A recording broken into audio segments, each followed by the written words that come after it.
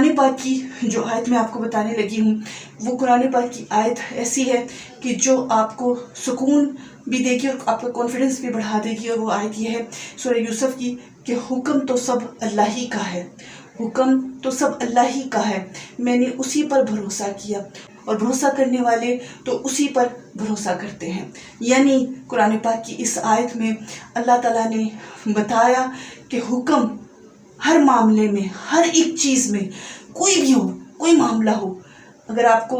लग रहा है कि लोग ये मेरे ख़िलाफ़ कर रहे हैं, यूँ मेरे ख़िलाफ़ कर रहे हैं, मुझे मारने की प्लानिंग करते हैं, मुझे तकलीफ़ देने की प्लानिंग कर रहे हैं, मेरे साथ बुरा करने का कुछ सोच रहे हैं, मेरे साथ जो है वो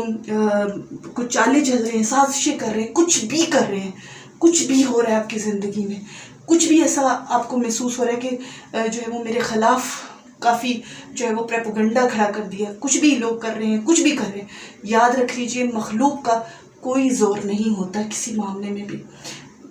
मुसीबत और तकलीफ़ अल्लाह की तरफ से आती है, अल्लाह के हुक्म के बगैर तो किसी को कोई मुसीबत भी नहीं पहुंच सकती। और यही अकीदा हर मुसलमान का है, जो कुरान पाक में अल्लाह ने हमें बताया है वही हक और वही सच है और वही जो है वो हकीकत है। उसके सिवा जो है वो सब का सब हमारे वहमात हैं, शैतानी वसवसे होते हैं।